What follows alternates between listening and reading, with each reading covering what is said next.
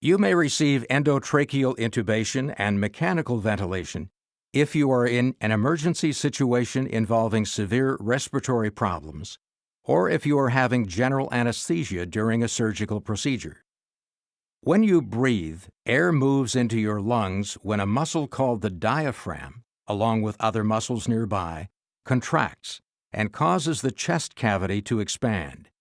Air is exhaled when these muscles relax, and the lung tissue passively returns to its original size. This is called respiration. During respiration, oxygen in the air passes through your nose or mouth and into your pharynx or throat. It then goes into your trachea or windpipe. Your trachea divides to become the left and right main bronchi, which enter your lungs.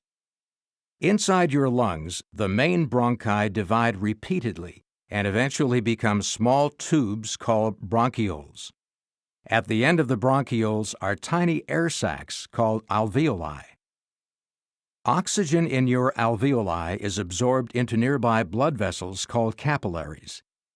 At the same time, carbon dioxide, a gas in your blood that must be removed, passes into the alveoli and back out through the airways. This process is called gas exchange. If you have severe respiratory problems, the oxygen levels in your blood may drop too low, or the carbon dioxide levels may rise too high. Either of these conditions can result in damage to your vital organs, including your heart and brain.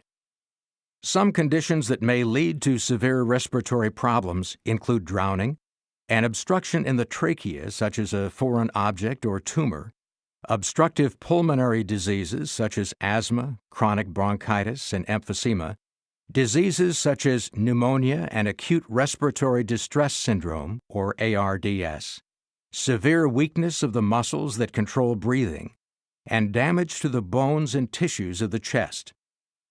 Under these circumstances, you may need additional oxygen or breathing support through mechanical ventilation. Mechanical ventilation is also used during surgical procedures, for delivering anesthetic drugs, preventing the aspiration of stomach contents into the lungs, and closely controlling the levels of oxygen and carbon dioxide in the blood during surgery. Before you are intubated and ventilated for a surgical procedure, an intravenous line or IV will be started, and your doctor will give you medication through your IV to put you to sleep. As the medication takes effect, he or she will place an oxygen mask over your nose and mouth and ask you to breathe deeply, ensuring that you will have a reserve of oxygen in your system prior to the procedure. The first step in mechanical ventilation is called endotracheal intubation. Once you are asleep, your doctor will use an instrument called a laryngoscope to perform the intubation. A laryngoscope, which consists of a handle, light, and dull blade, helps guide the endotracheal tube to its proper position. Your doctor will tilt your head back slightly and insert the laryngoscope through your mouth and down into your throat, taking special care to avoid contact with your teeth. Using the blade, your doctor will gently raise the epiglottis, which is a flap of tissue protecting your larynx. He or she will then advance the tip of the endotracheal tube into the trachea.